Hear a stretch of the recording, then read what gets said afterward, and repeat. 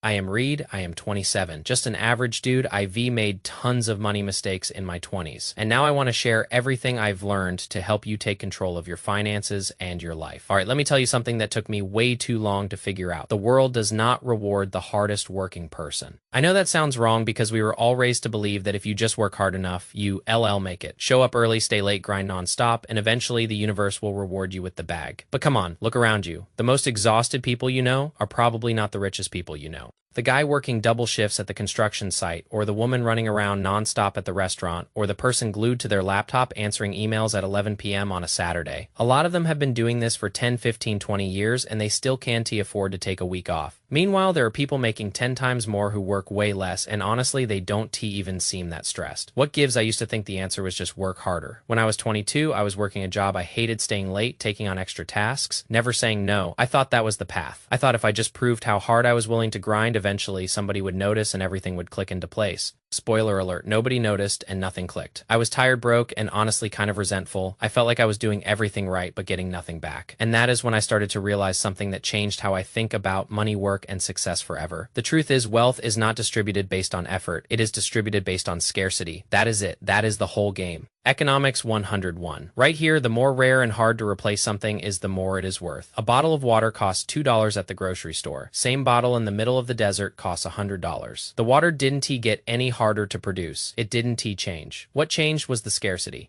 And the same exact logic applies to you and your labor. If you can be replaced in 3 days, you will never be paid well. No matter how hard you work, I am sorry, but that is just how the system works. Your effort is not the thing that determines your price, your replaceability is. And I learned this the hard way because early in my career, I was doing a job that literally anyone could do. I was a warm body filling a seat. And I was paid exactly like a warm body filling a seat. I worked hard, sure, but so did everyone else. Hard work was the baseline. It was special. It was rare. It was just the minimum requirement to not get fired. And I think a lot of people fall into this trap. We confuse effort with value. We think because we retired at the end of the day, we must be building something important. But exhaustion is not a metric for success. You can exhaust yourself digging a hole and filling it back up every day, and you be tired, but you won. Be wealthy. That is the painful reality that nobody wants to talk about. Let me give you a real example from my own life. When I was in my early 20s, I picked up a side gig doing delivery work. Simple stuff, just pick up food, drop it off, get paid. And at first it was fine. I was making decent money per trip, but then more people started doing the same thing. Every week there were more drivers on the road, and slowly but surely the pay started dropping. Less per delivery, fewer tips, longer waits. The work got harder and the money got worse. And it was because I was doing a bad job. It was because the barrier to entry was zero. Anybody could do it. And when supply goes up, price goes down. That is not opinion. That is just basic economics. And the same thing is happening in so many industries right now. Too many delivery drivers, pay goes down. Too many rideshare drivers, earnings shrink. Too many general office workers' salaries stagnate. The lower the barrier to entry, the more competition you face and the less leverage you have. You become a commodity, and commodities compete on price, and price always goes down. So the real question I had to ask myself was not, how can I work harder? It was, how can I become harder to replace? And that question changed everything, because instead of just grinding, I started thinking about what skills actually set me apart. What can I do that most people can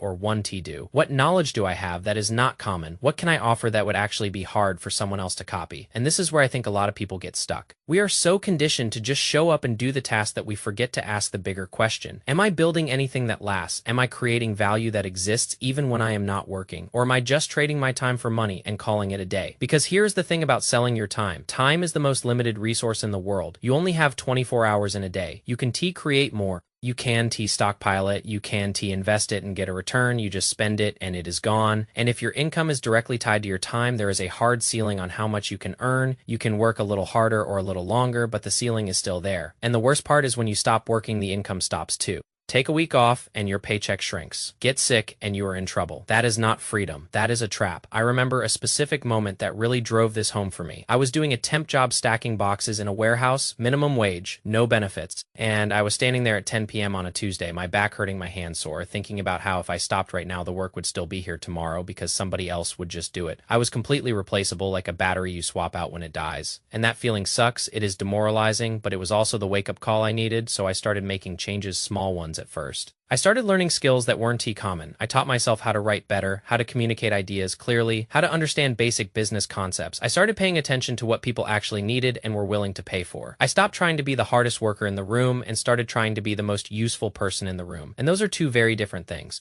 The hardest worker in the room might be the person doing the most tasks, but the most useful person is the one solving problems that nobody else can solve. And that is where the real money is, not an effort in irreplaceability. Think about the people who are actually winning in this economy. It is not the ones who are working the longest hours. It is the ones who have built something unique, a skill that is rare. A piece of intellectual property, a network of valuable relationships, a brand that people trust, a creative voice that connects with an audience. These things are not easy to replicate, and that is exactly why they are valuable. Steve Jobs was not the best coder in the world, not even close, but he had a vision for design and user experience that almost nobody else had, and that made him irreplaceable. Warren Buffett is famous for saying he could be locked in a room with no phone and no computer and still make money because his brain is the asset, not his time, not his effort, his knowledge, and his judgment. And you might be thinking, okay, Reed, that is easy to say about billionaires, but what about regular people like me? And I get it. I am nobody special either. I am just a 27-year-old guy who made a lot of mistakes and decided to change direction. But I've seen enough to know that the same principle applies at every level. I have a friend who is a really good welder, not just okay, but actually excellent. He can do custom fabrication work that most welders can teach. And because of that, he charges whatever he wants, and people wait months to get on his schedule. He doesn't work more hours than other welders. In fact, he works less, but he charges more because what he offers is scarce. I have another friend who is a fantastic video editor, but specifically for a niche type of content. It took her years to develop that skill, and now she has clients lining up and she can name her price. Meanwhile, I know people with degrees from good schools who can find jobs because their skills are common. They went to the same schools as thousands of other people, and they learned the same things, and now they recompeting in a pool where everybody looks the same on paper. That is a terrible position to be in. So what do you do about it? First, you have to honestly assess your current situation. Are you easily replaceable? If you quit your job tomorrow, could they fill your position in a week? If the answer is yes, then you have work to do. And I am not saying quit your job right now and go all in on some risky thing. That would be irresponsible. But I am saying start building something on the side that makes you harder to replace. Start learning a skill that is not common in your field. Start creating content that shows what you know. Start networking with people who are ahead of you. Start thinking about what problems you can solve that most people can tee. It doesn't have to be huge. It just has to be rare enough that people can easily find someone else to do it. And look, I know this is uncomfortable. It is way easier to just keep doing what you are doing and hope things get better. I did that for years, but hoping is not a strategy. The market does not care about your effort. It cares about what you can offer that nobody else can. That is the cold, hard truth. Another thing I had to unlearn was the belief that hard work is automatically virtuous. We romanticize the grind, we post about hustle and grind set and no days off. But a lot of that is just performative suffering. You can work yourself into the ground and still be stuck because you are working on the wrong things. Effort without direction is just movement, and movement is not the same as progress. I wasted so much time being busy without being effective. I would fill my calendar with tasks and feel productive, but at the end of the month, nothing had changed. I was still broke, still stressed, still running in place.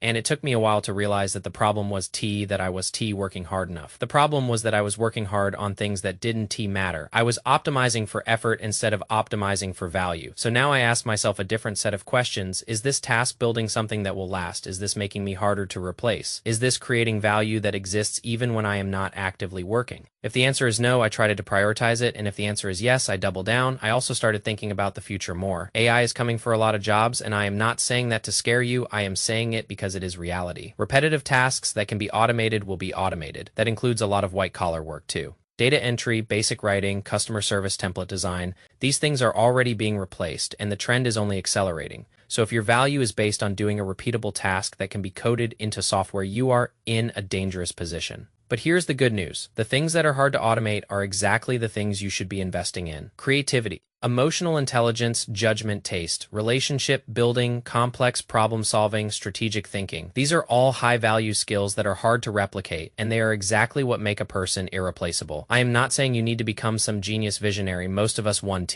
but you can absolutely become better than 90% of people at something specific. Pick a niche, get really good, build a reputation, and suddenly you are no longer competing on price. You are competing on uniqueness, and that is a much better game to play. I think about this every time I sit down to make a video or write something or work on a project. I ask myself, would this be easy for someone else to copy? If the answer is yes, I need to go deeper. I need to add more of myself to it, more of my specific perspective, more of my personal stories, more of the things that only I can bring, because that is the only real moat any of us have. And you have something like that too, you just might not realize it yet. The combination of your experiences, your failures, fears, your quirks, your perspective is literally unique. Nobody else on earth has exactly the same mix. And if you can channel that into something valuable, that is your edge. So stop trying to outwork everyone. Start trying to unique everyone. Build skills that are hard to learn. Build relationships that are hard to replace. Build a reputation that opens doors. And stop measuring your worth by how tired you are. At the end of the day, the world doesn't care how hard you tried. It cares about what you actually bring to the table. And if all you bring is effort that is not enough, bring something that nobody else can. That is the real path forward. All right, that is my take. I hope this helps at least one person start thinking differently about their time and their work. It took me years to figure this out, and I am still working on it every day. Keep building, keep learning, and stop trading your life for pennies. Peace.